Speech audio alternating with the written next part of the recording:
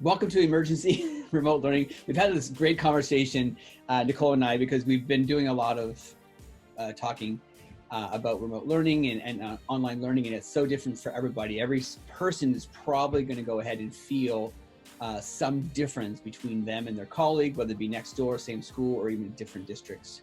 And so each person's kind of put their own spin. Some people are calling it distance learning, some people are calling it remote learning, some are calling it online learning. Nicole and I are really strong believers in calling this emergency remote learning or crisis teaching, because you probably didn't spend the beginning of your school year planning for this moment. And so because of that, we are where we're at. We're trying to react the best we can today, with that being said. So we'll introduce ourselves. My name is Chris Giles. I'm fortunate enough to work with Nicole. I work in the Beaverton School District with Nicole. My job specifically is to support teachers with Canvas implementation in their school district. This is my 4th year. I'm a TOSA, a teacher on special assignment, but I've been a classroom teacher for over 17 years. And that includes 2 years teaching in Brazil as well. So that's me in a nutshell. Hi, I'm Nicole Carter. My background is predominantly English language arts. I taught for 12 years in the classroom before becoming a TOSA over here in Beaverton. So my background is digital curriculum and helping support K-12 literacy. I love building online content, both for students and for adults. And did you say you were a Canvas administrator? I know we're kind of broadcasting to everybody out there. We know that not everybody has access to Canvas, but we are going to be talking about different tools and things that we use, and Canvas is the one that we use the most. And just kind of the things that we've noticed as we move forward, the 5 things, they've been our kind of top 5 things. And a lot of that is based on just building digital curriculum, building digital content for both students and adults. So with that being said, our 5 things that we've been talking about an awful lot, and we've kind of really, we didn't put these out of the air. We didn't certainly just wake up one day and decide, hey, these are 5 elements that should belong in online learning. No, as both Nicole and I have been classroom teachers for quite a long time, a lot of these things were things we naturally would do in the classroom. But in this, new event, crisis teaching, remote online learning, whatever you want to call it, some of that application that we use in the classroom applies here today, but some of that has to be done in an intentional way to make remote learning or emergency remote learning really work successfully. And so those 5 things, as you can see right there in front of your communicating with your students, engaging your students in some type of engagement, whether you want to call it academic engagement only, or you want to engage them in other ways. It's engaging your students, and then giving feedback to students, as well as providing office hours and teacher reflection. Now we know that you're like, wait a second, I've never heard of these 5 things. We're not here to tell you that you have to do them or you should be doing them. We just feel like these are 5 elements that if I was starting remote learning today, right this second, and I had to figure out how to do it, it would be a challenge. But if I had some type of framework that would kind of help me decide how I'm going to do these things, like communicate and feedback, then this kind of framework kind of helps me get that mindset set up for this place. So that's kind of the 5. Again, we didn't pull these out of the air. We've actually, both Nicole and I got friends all over the place. We've communicated with a lot of teachers, including teachers in our own school district. And we feel like, if we could boil this down to 5 or 6 things, what are they? And these kept coming up and kept coming up and kept coming up. And so we feel like we want to celebrate and talk about these 5 things. Perfect. Yeah. So again, we're kind of like, I mean, if I could ask you all to raise your hand, you probably would. How many of you right now are feeling, either totally comfortable or uncomfortable, or is this challenging to you? I'm sure all of us could raise our hands in any aspect of how we're feeling or how this is happening in our classroom, let alone how our students are feeling. Both Nicole and I are parents.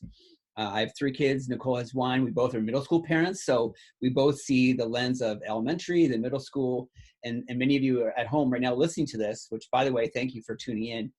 You could be parents, or you could be caregivers, or some other responsibility. And so with that being said, our mantra has really become, this is not taking your classroom and just shoving it online. Like, it's just not going to be the case. So what we're doing instead is we're reacting the best we can to crisis teaching, remote emergency learning, however you want to call it. And we're going to hopefully give you some tools today to kind of walk away from, so that if you walk away today, you're like, oh, wait, I could do a few of those things. But I will tell you, our hope also is in light of what we don't know next year, what if you could take a few things now and actually begin to think about towards next year? So that's kind of our big planning parts. Yeah, we're to a point now where we've all been in this emergency remote learning for how many weeks? 8 weeks or Oh something. gosh, yeah. And so I think it's time for us to really start thinking about the reflection process. And I've been using the word transfer. What is going to transfer to next year? What are things, we were just talking with some colleagues, some math and science colleagues today, like an hour ago. And one teacher shared a document that she started on things that she was really glad that she did with her students from September to March that set them up really nicely. Things that she wished she would have done, and things that things that she's planning on doing for next year. And then she also did a list of the same categories for herself as a teacher.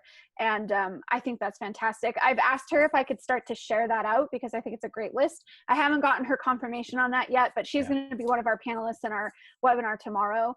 And I think that that's what's really important now is that while it's fresh in our mind, what can we think about transferring to next year, because we know we can't just go back to what is normal. Yeah, and I think too, I think saying today. And I think adding to that also is, I don't know about all of you, but there's no manual for this. Like we're pretty much going to be the trailblazers. Like if you never wanted to be the pioneer teacher, well, you are. You never wanted to be necessarily the innovative teacher, well, you are, and you are the one who's creating. So some of these elements we talk about today are really going to be impactful, but also creating that manual for yourself on coming up to what's going to happen in the fall is probably a really important component. All right. So with that being said, I don't know if it's kind of like that same thing, like, hey, less is more. And we keep hearing that.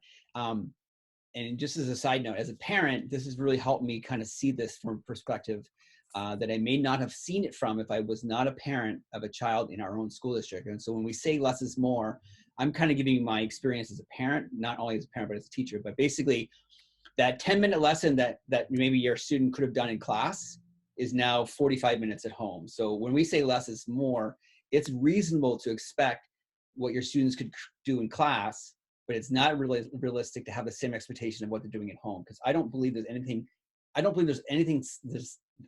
such a thing as independent work below 6th grade. So that's why we're saying less is more. We're talking about planning and intentional. And so when we say communicating, engaging, feedback, and office hours, we're talking about how do you intentionally plan for those things. And Nicole, we're not going to read all those, but just, how are you tracking? How are you keeping track of students that you've communicated with or that you haven't communicated with? And I'm curious if anyone in our audience actually does have that. I know we've been talking across Beaverton's a large district, so talking with lots of different buildings, and they all seem to be coming up with their own version of some sort of Google Doc, right? Google Form, spreadsheet of some sort to kind of track how they're communicating and reaching out to students. And I'm really interested to see how those end up panning out and what we might have access to, or if there's some sort of template that's been working really well. And then underneath that, communicate. Chris always says, don't ask me to do something online if you haven't asked how I'm doing offline. And so we're going to go into more detail on that communication piece. But what we're finding more and more is that those relationships are so important. Yeah. And as we look to the transfer to next year, something we're really concerned about, those relationships. If we aren't, having those opportunities at the beginning of the year face to face, what are we going to be doing to change the narrative? That was something else we've talked about more recently. And then make those connections. Yeah. So, and Tara had mentioned a comment in the chat. Great, tracking students. We're keeping a spreadsheet, but it's cumbersome. And I think, and thank you for sharing. And I think that the big thing is, I don't really necessarily know if there's a perfect solution other than the fact that I think I need to track who I communicate with and who I don't. And so, those spreadsheets are probably cumbersome, and some are more elaborate than others. But I feel like as a teacher, I need to be doing that. That's one thing I definitely need to be intentionally doing. And we're hearing from some of our larger schools as well that they have, what was the person today from Aloha High School? What did he call it? His, there's some sort of team of teachers, admin, counselors, and some of their security staff that are like their crisis what did he say? I'm gonna have to go Oh, back I to don't my remember. notes. Yeah, I have to go back to But notes. Yeah. they're using some sort of Google Doc to kind of reference, kids that just are not engaging, so that, they don't fall through the cracks and someone, doesn't just not check up on them. And then we've got another school that's not using a Google Doc, they're using a Google form. Same kind of thing, where they're just wanting to make sure that someone is aware and trying to get a hold of those students. Anywho, we'll just keep kind of plugging along, because we could sit here and just kind of chat, I think, Chris, on this one. Yeah. And with that being said, I'm going to throw in, Nicole, I'm going to put in the chat one more time. It's our Padlet. So if you feel comfortable, just, we have a, one just says share your resource. So if you've got a Google form that you're like, this is amazing, throw it in there. It should be open for everybody. And please go ahead and feel free to connect. We love to follow people on Twitter and Instagram. So we realize that all these notes are going to have to be someplace. And so Padlet's usually one of our places we put our stuff. Right. So yeah, if you feel like adding into the chat answer this question, what's working in terms of communicating and connecting to your students, regardless of platform, regardless of your content area, what's working, what's not working, some of your thoughts on that. Awesome. I like the question. So Nicole, you're asking everybody to go ahead and put in the chat right now, just an example of what they're doing in their own classroom for their own students. Okay. Yeah. Yeah. And we do have some people that are watching live stream, and so I am kind of paying attention to that chat as well. So feel free, those of you that are in the live stream, to jump onto the YouTube chat there as well. But I'm going to go ahead and move to the next and just kind of jump into some of the communication things that we've heard from some of our teachers. In terms of just basic connections, we definitely use email. We've got some teachers that are using, since we do use Canvas as our LMS, we've got some teachers that will use the Canvas inbox. And then again, some teachers that will even use our our student information system, Synergy, to email out. And then Chris, you actually got, for one of your kids, you got a mail, something sent to your fourth grader. Yep. In the mail. So we've definitely, and I've talked to a couple of teachers that have written personalized letters. I think my daughter, from her art teacher, got her sketchbook from art class with a little handwritten note. So any of those things, I think, make those personal connections. In terms of email, we did talk to one teacher that found that she didn't have a ton of time to write to all of her 180 students, but those couple of kids that just were not engaging, she might be writing to one student that was engaging, but then she would blind CC some of those students that weren't, and they felt like they got like a personal email, and she's actually been able to engage a couple of kids by kind of, I hate the phrase killing two birds with one stone, but kind of doing that idea where she was emailing more than one kid. Love it. And Kimberly had written down, Kimberly in the chat had written down, like, block teachers are calling students each week using Google Voice. Yeah, I love it. And I think when we first started this, and we're 10 weeks into this, but when we first started talking about how really our biggest thing was just connecting with those students, and we were like, carrier pigeon, email, snail mail, you name it, however you can communicate with your students, and then also track, like, who did you get a hold of, who did you not. And my big philosophy is, connect with the students however when you can, however platform, whatever you choose, and then hopefully if you can taper that down to maybe one or two different, or one specific, like, because the reality is communicating to students in all those ways is probably going to get a bit taxing after a while. So if I can go ahead and taper that down to maybe just email, or I'm just going to use Canvas inbox, or I'm going to use just discussions, is probably one way that I would probably move myself. And the thing is too, making it personal. We both have read an article, and I think we have it on the Padlet, about humanizing the experience. And so we've seen great responses to teachers that just have a kind of weekly discussion thread that says something like, what are you doing this week? Here's what I'm doing. We were just talking to a 7th grade math teacher today that said he shares a weekly video about the books he's reading and the video games he's playing, and then also shares out an additional video of the content, but it always is the personalized piece first. And that seems to be having great effect. We've seen also some of our schools do digital spirit weeks, where they've posted things on discussion threads in Canvas and had kids respond there, and then they'll share that out through social media, so they're able to grab even more kids that way. Yeah. I wanted to share too, I'm going to put on the screen. Here's an example that I found from someone across the nation. I don't even know, just a quick Google form with a check-in, utilizing some memes to grab the kids' attention. Now, some of the additional questions down here would be something that you maybe ask at the very beginning and then lay off towards the end. I definitely see the idea of temperature checks, that kind of social emotional learning, morning meeting kind of temperature check idea being really thoughtfully used through Google Forms. But I think that is a huge tool. And then we've also seen some benefits to providing just fun, engaging platforms with like Zoom or Google Meets or whatever platform you're using for that. But walking away from the curriculum and providing safe spaces for students to just see each other. I think that one of the favorite ones, my favorite ones this past couple of weeks has been, what do they call it? A scavenger hunt, where the teacher will ask the students to scatter and literally run somewhere in their house and then come back with that object or that, device or something like that, and then scatter again and come back. And I think what it is, I mean, from my own experience, but I mean, teaching online, our students need to know that we're human. I don't know if any of you back home had this experience, but when I used to go to Walmart or every grocery store, I'd go shopping and it was near the school I taught at, my kids would be like this. This child is walking by and they'd hide. But in reality, they'd all be like, they'd all want me to wave, or they all want to run up to me, or maybe some run away from me. But or they'd say something to you the next day. Hey, I saw you at Walmart or wherever, right? So connecting with our students and telling them, hey, listen, we're human too.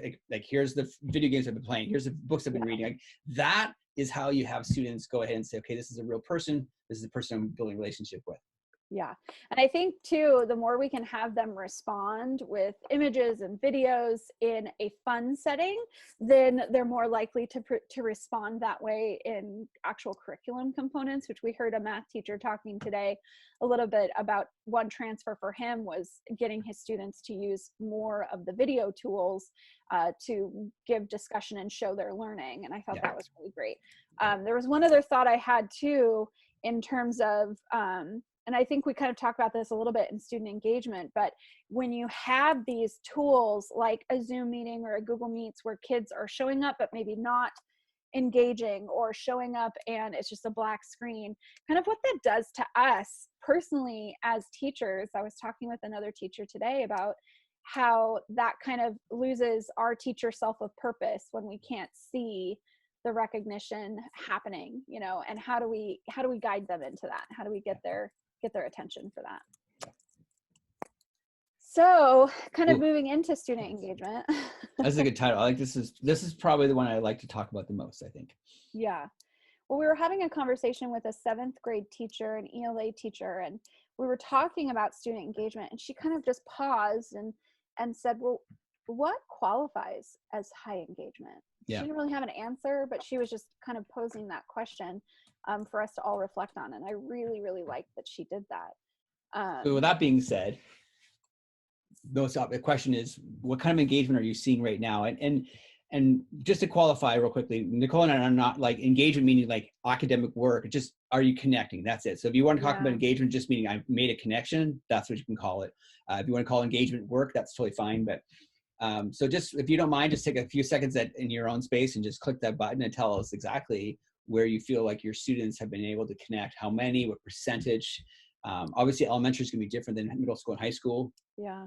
So. Well, and I think where that teacher ended up going is she asked that question, like, what qualifies as high engagement? Yeah. She was kind of thinking, I don't know if I've thought about that before, because I'm taking small wins where I can get them, right? Like if I get that one kid to respond that hasn't responded in 2 weeks, that's, high engagement. Yeah. So it's kind of an interesting thought to think about. But I also too know, I've talked to one of my good friends down in California, and I share this story often because I really like the way she was teacher reflecting. But she was not seeing high engagement with, basically like a read this and respond activity. And then she made the decision to go ahead and do Flipgrid and Wakelet and do these other things that she saw higher engagement in the classroom with her students with. And she went from 20% engagement to this read respond to 75, 80% engagement by doing a different activity. And so I think thinking about our student engagement in different ways is kind of key here. I think the fact that we have most of the people who've been here today have responded, between 25 and 50% engagement, which, again, if you're talking a class of 30 students, that's 15 students, 50%. But if you're talking 160, 170 plus middle school, high school students, and you're talking 50%.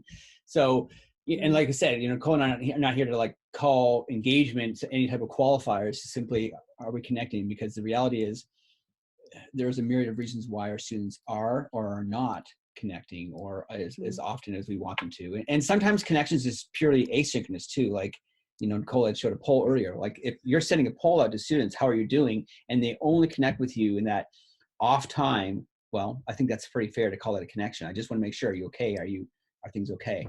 So. And I'm kind of reminded, we did one of our, top 5 things where we talked with teachers, and do I need to share these results? I'm sorry, I didn't. Oh, I did. I already did. That's okay. You did? Okay. Yeah, okay. Totally. Yep, totally I'm like, this is popping up in front of my screen. What I was thinking was, we had this one math teacher last week that was talking very personally about the fact that she had one kid specifically that wasn't engaging. And when she did a little reach out poll, she remembered that they had had like a one-time negative interaction in class. And she took it upon herself to apologize to that one kid and say, let's move forward from here. And since then she got better engagement. So that was a very personal experience for her, but kind of, again, relating back to how important those relationships are. Okay, so some things we've kind of already mentioned a little bit that we're seeing grab kids in is doing a little video. They need to see your face. They need to have that humanizing piece come into play.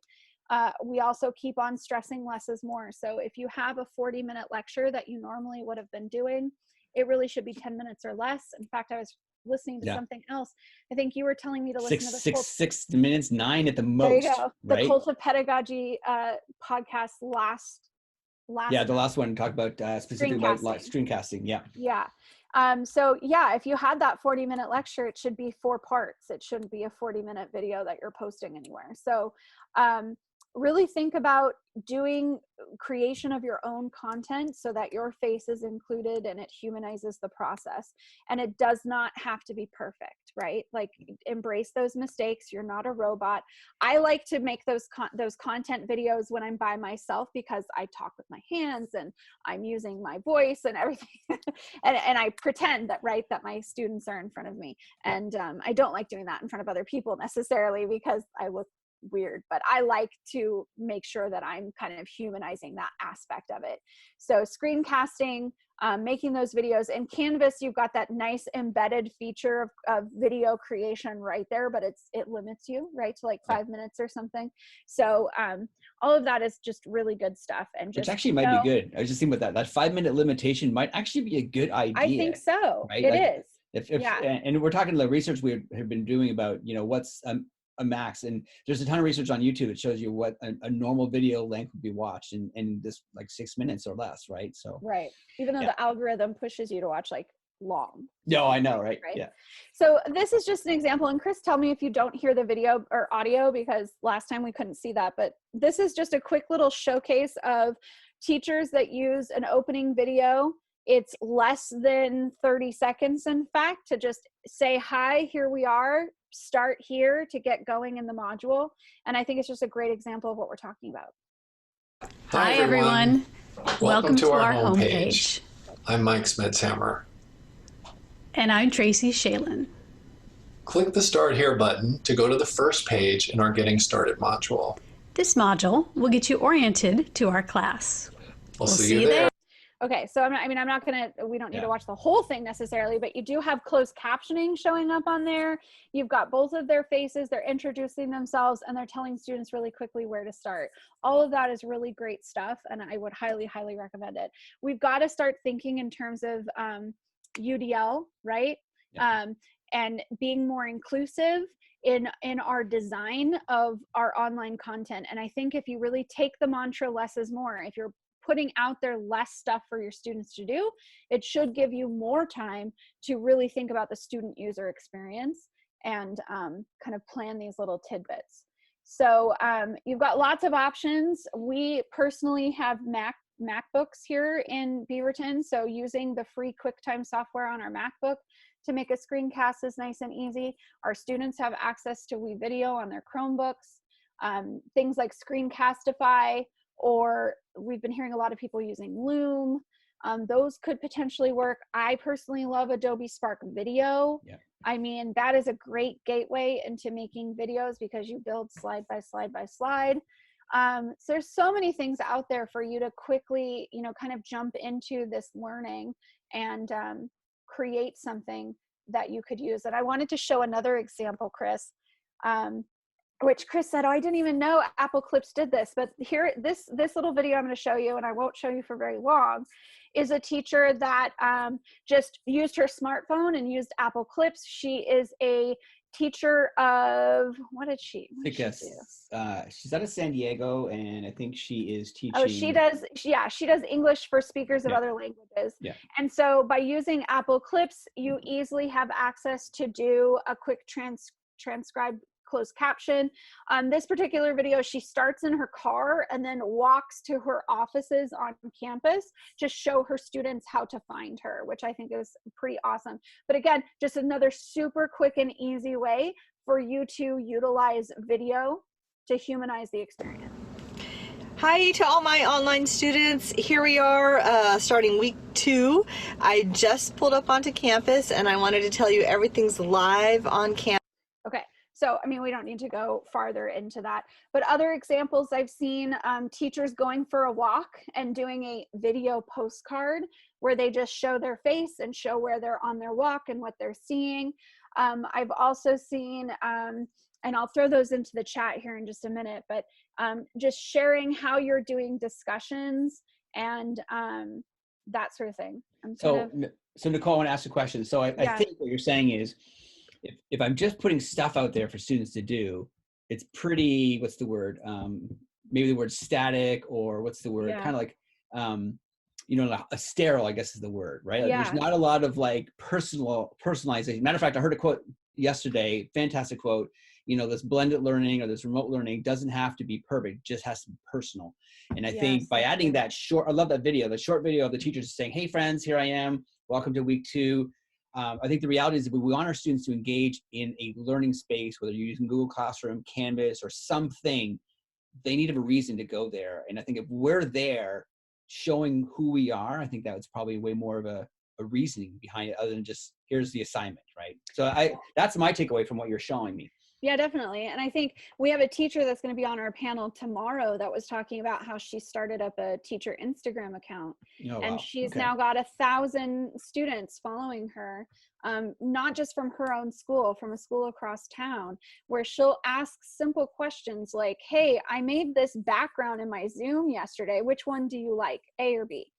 And by showcasing or asking, did you like what I did yesterday? And then the students are like, no, it didn't really work for me. She's getting feedback from them through Instagram that she said now they feel more comfortable in engaging with the course, but then also getting my feedback to them because they've been able to show me where I've made some missteps. And I thought that was pretty powerful too. She was talking about that today.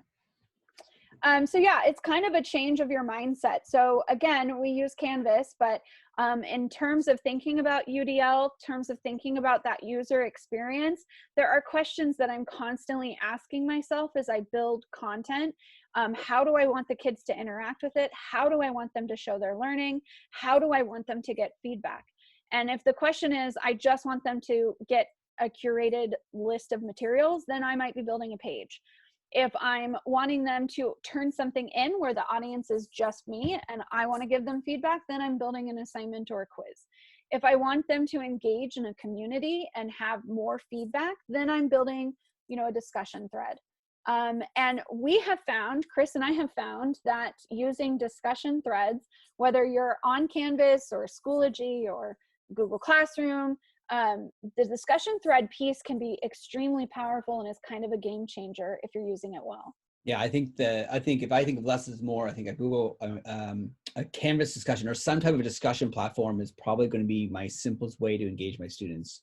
And with that being said, I think that, I go back to those 3 words as a teacher: task, purpose, and audience. And I think like we had that less is more. And I think, what is my task? What do I want my students to do? What's the purpose of it? And what the audience is. And that kind of helps me frame how I'm using these. And I love the fact that Nicole's got these on there, like what are pages, what the assignment is. So being specific and being intentional on how we're going to go ahead and do our students, I think that will help.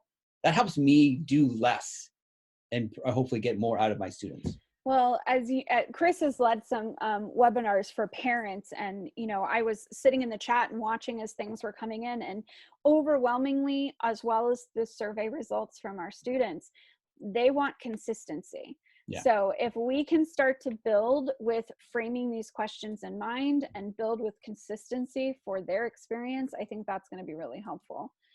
So I'm looking at time here, Chris, and so I'm kind of feeling like, yeah, totally rushing through a little bit more, but in terms of the less is more, change your mindset, smaller chunks of info, mini lessons should be ruling the day right now.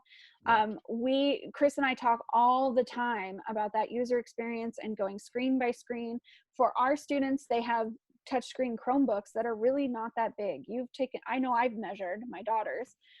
So we both have really thought about, like, okay, this activity you're having them do opens up 5 different tabs on their tiny little screen, and they're supposed to be in between these 2 things. Is that user friendly? So really thinking about the screen by screen play, and then also huge chunks of texts, right? Like, take advantage of bullets and numbered lists.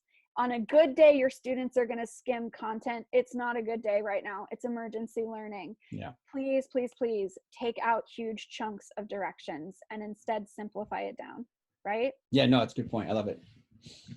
And then in terms of thinking about other ways to communicate with your kids, I know I have more content on here that we should probably be sharing into the chat. One thing that I know that someone shared with us recently was that she was trying really, really hard with her office hours to schedule smaller groups into specific time slots. And then as she talked with one of her colleagues, she was going by ability grouping, and one of her colleagues was going by social grouping, and the social grouping was getting more engagement, and students were there, wanted to be there. So I think that that's super interesting, utilizing breakout rooms, utilizing smaller groups, whether that's in Zoom or Google Meets.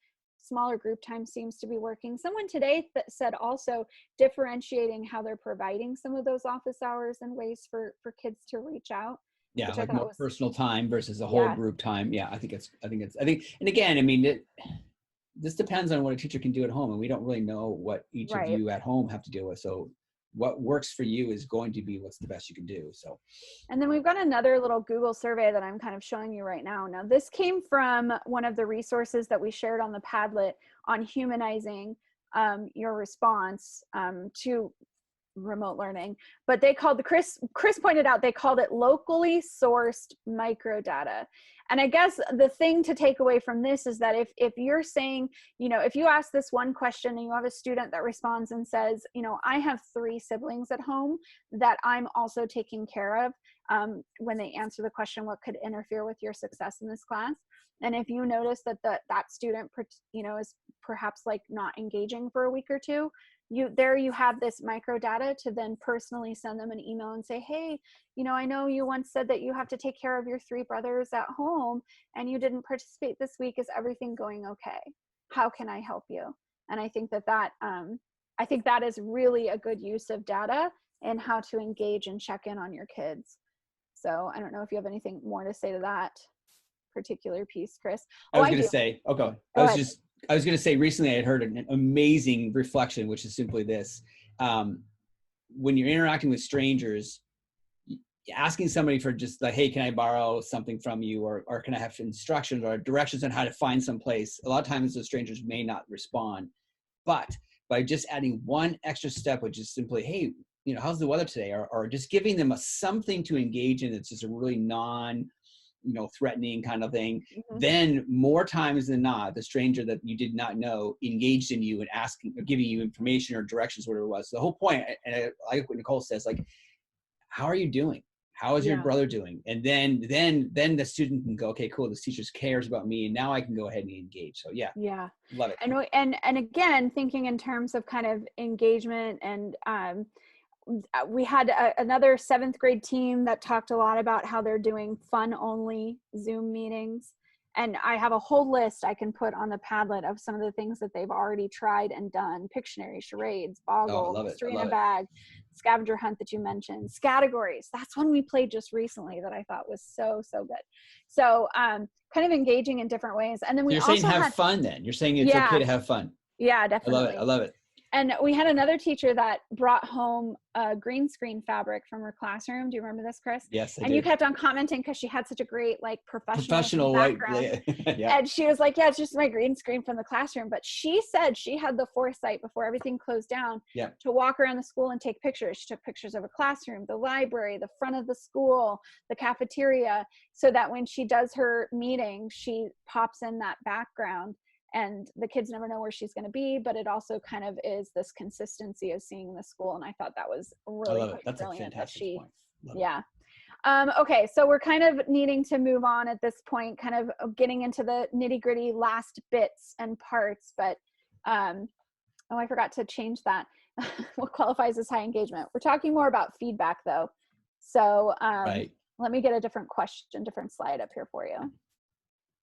So in the chat, any struggles with getting feedback or providing feedback with students?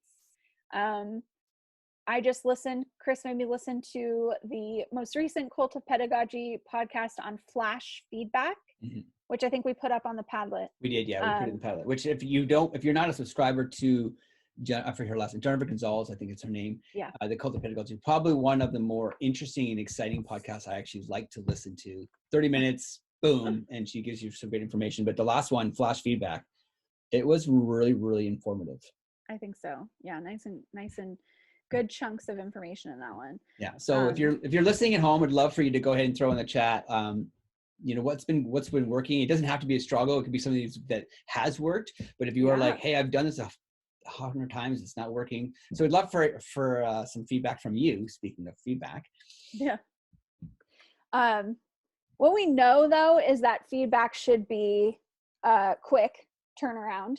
They need to know that information. I had one teacher say, I'm considering feedback could even just be a like on a post, which I think is so true. So if it's timely feedback, it gives them time to improve on their current thing. So that immediate timely feedback is really good. The personalized piece, as you said before, if I personally engage with you, you're more likely to take my feedback.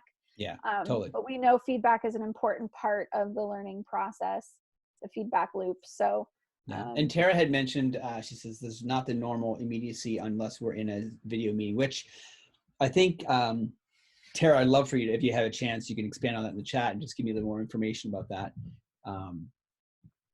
That would be awesome. I think I want to know what you're thinking. Yeah, I mean, I think as a parent, I know my child did a huge project for science. It took weeks and weeks and weeks. And as soon as she turned it in, it was on body systems for science. And as soon as she turned it in, she got feedback from the teacher. And the feedback was, oh, you forgot. This looks great, but you forgot to answer this important component of the project. Please go back. And so she was able to do that and add that in and get even more feedback from the teacher. So I think those pieces, she's going to work hard on something, giving her an immediate piece back if she turns something in is helpful.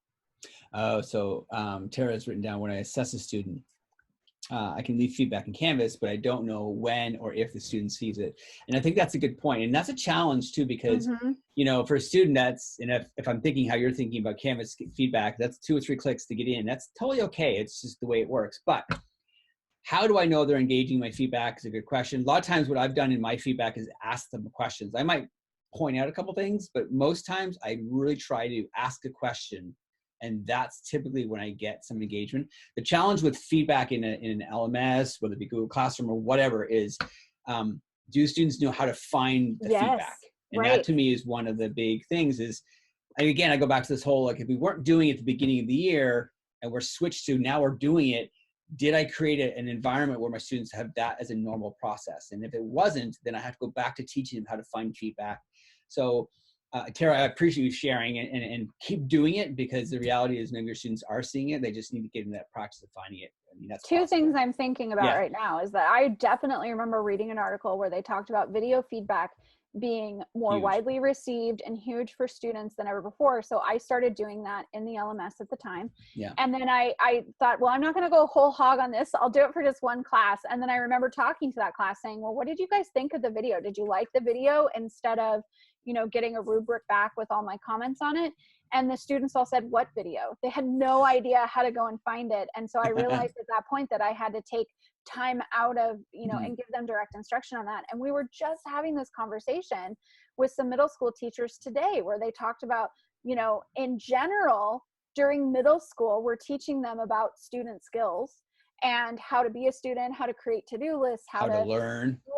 And now you're in this environment where it's like, you need to know how to check your calendar. You need to know how to prioritize your time. You need to know how to email, right? Like teaching students at the secondary level how to advocate for themselves. A big part of that is to be able to go and talk to the teacher face to face. Well, in this instance, you're emailing. And you were saying you had your little fourth grader. I had my fourth grade daughter email her teacher to ask for something, for some help. And we made her do it, because if we do it, we're robbing her of the opportunity to learn how to engage with her teacher in quite honestly, a weird setting. I'm sorry. Super weird setting. Where else but now would your fourth grader be really emailing their teacher? And Tara, I really appreciate you sharing in the chat too, because both Nicole and we're all hoping that we get back into the fall.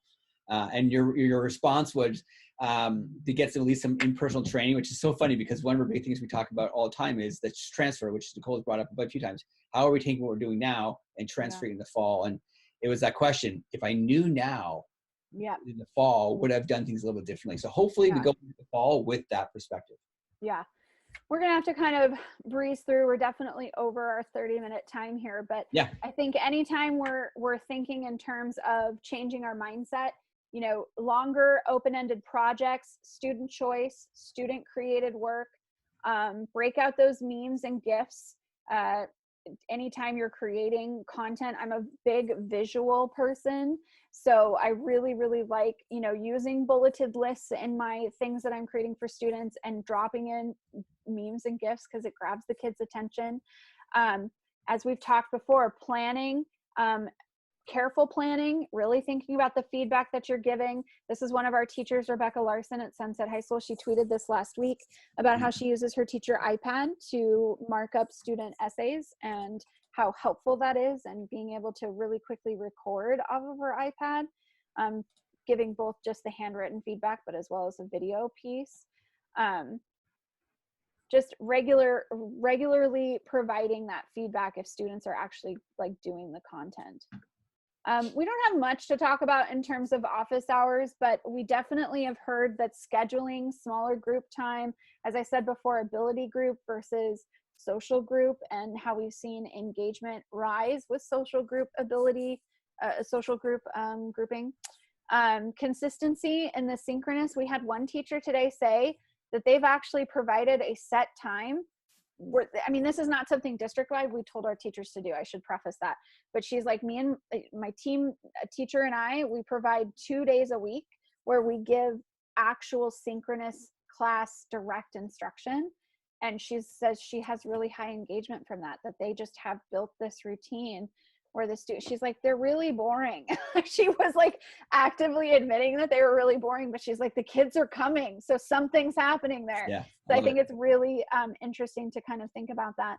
And I've heard from several teachers as well, that when they have students hit a frustration point, or they've had parents kind of negatively respond in emails, that offering that office hour time as a place to connect and get that extra feedback and support has been really good for them.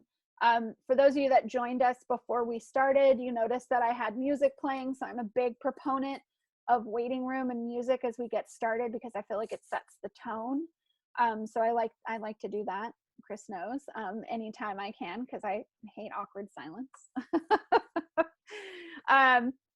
And then lastly, kind of thinking about teacher reflection, we've kind of been hitting on it this whole time, because I think, yeah, we're pivoting. We're thinking about next year, right? Yeah. And I think it's fair right now, like we've mentioned a few times, like there's no manual, I haven't found one yet, about how to do this remote learning, crisis learning, remote emergency teaching. So I think we're making the manual, and I think the reflection is a big part of that. Yeah. And what I've been hearing a lot from teachers, as we've kind of mentioned already, is that the relationship building is key. SEL work, I think, is going to be becoming more and more important. I really like the idea of temperature checks and morning meetings. Those might not be something that we're necessarily doing all the time at secondary. It's definitely done all the time at elementary, but I think that we could learn a thing or two about doing that and having those consistent check-ins. We know we had one teacher that said she was really brokenhearted by having, you know, just a black screen for her office hours. And so as she got feedback from her students, and they said, well, I need a space where I can see, you know, the anime club that I used to see every Wednesday. And so that's not a curricular content space, but we know schools are more than just the curriculum part, right? So how are we providing a kind of safe space for them to socialize with people they might not be just calling actively on the phone every day or something? I like the term, even like a welcoming climate, or like a, you know, like I like this. And SEL, we probably are going to spend a lot of time on that in the next few weeks and months, because if we cannot meet our students face to face in the fall, and I'm hoping we obviously do, I agree with Nicole, it's going to be a massive component of how we're going to do this. Well, and we've talked about it a lot too as parents, and I have an example I can throw in the chat, but I remember reading a Twitter thread at the very, very beginning of a teacher who had 2 teenage sons, and talking about like her workload to even get the kids set up for success. And I know that I've experienced that as I set my child up for the week of activities. Like if I just left her to her own devices to try and navigate what her online environment is, she would miss probably 75% of the content that she's supposed to be doing. And so, you know, my amount of work as a parent to set herself up, and you've talked about that with your wife as well. Chris likes to say all the time, the parents are now the IAs that we never intended to hire. So I think, you know, I mean, I think that we've been talking a lot about like, what are we doing to prep parents? And I've actually heard from a couple of kindergarten teachers that said they do Zoom meetings for just the parents to have conversations about child development and what is appropriate and how are we I can't even imagine. Yeah, no, I can't even imagine. I mean, I have a little one, but fortunately my wife is staying home with me, you know, and she's able to take care of her. But I strongly think also part of it is I don't believe there's a lot of independent work below 6th grade. So if you're expecting your 3rd grader or 4th grader to do work on their own at home, and now the state's kind of opened up and people are going back to work, hopefully some people are, and hopefully more and more will. Now, who is taking care of that? Who at home is going to be engaged in that child's education over the next few weeks, let alone the parent who may not have known what was going on anyways with education. Kimberly, thanks for your comment in the chat saying that, you know, her school has team meetings, room that they can call the hangout room, where kids are able to connect with each other. And I think that's an awesome idea. We were talking about the water cooler. Remember earlier we talked, it was last week, we talked about, our friend Rebecca brought up there's no water cooler space, or actually we'd call it photocopier room. Well, actually, maybe not now, because now we don't make copies. But the reality is, when we make copies, that's where we run into colleagues and talk and just, you know, how is it going? And so I think Kimberly's point of having like a hangout room for students. I think it's a great idea. I love it too. Okay, and as we finish out, you know, just your own self-care as much as possible. Keep to routines. Have a time to set things to say it can last until. You know, we did our first furlough Friday. I was super stressed out about it, but was able to put everything away, and, you know, it was fine. The world did not fall apart. I think, Chris, you said you had, you know, like 20 messages or emails. I did. I had 20 emails. But yeah, setting a schedule, planning a week at a time if all possible. That comes back to kind of thinking about those longer student-driven projects. You don't need to have assignments due all the time necessarily. And again, think about your own screen time. Chris, you're wearing I'm wearing, these are my, what are they called? These blue light lens glasses. The blue screen glasses. From Amazon, because my eyes were falling out of my head. The first 2 weeks, we were pulling 15 hours a day.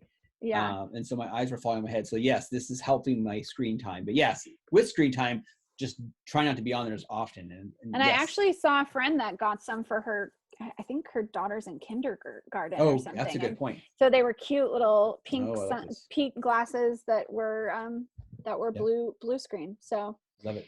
So keep it simple, everyone. Plan those routines out, and we're hitting hitting our limit here, Chris. If you refresh your page, if you refresh the slide, I think I added the last one, which is just simply the OEN network, just as a place where if other people want to join in and find the other upcoming webinars. So yes, thanks 100 million thank yous for all of you who joined us.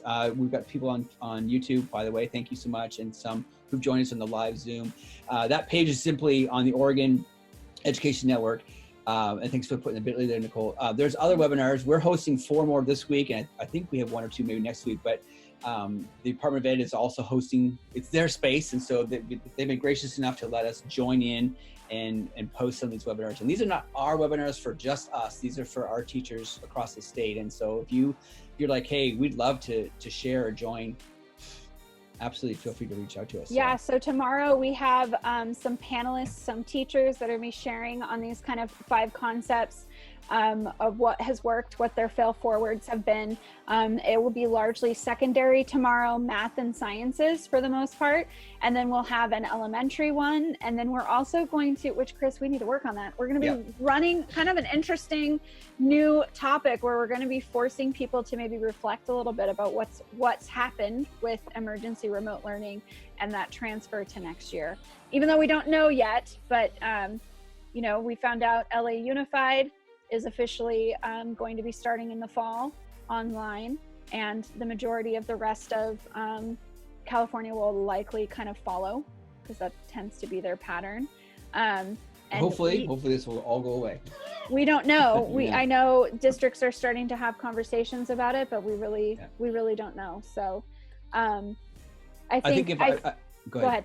I was going to say, I think if I was going to take something away, I think I would take away the idea of transferring what I'm doing now. If I could tweak a few things between now and the end of the year, just to test run some things. And then the reality is this, and we talked about this today. The reality is, if we go back to school in the fall and we're back to the normal classroom routine, would you continue to do things the way you did at the beginning of 2019? Or would you really try to move some things you've been doing now that have been working? And I think this whole idea, and Nicole's brought it up a few times, this transfer of like, what I'm doing now that's working, I actually kind of want to keep that up. So yeah. Anyways, 1,000 thank yous, friends, for joining us. Appreciate it. We'll be having a few more this week. I think if you want to jump on that Padlet, our Twitter handles are on the Padlet. But yeah, thank you so much for being here. And with that being said, we'll add some more things into the Padlet too, because I had a whole bunch of stuff that I didn't share out necessarily. So we'll put more things on there.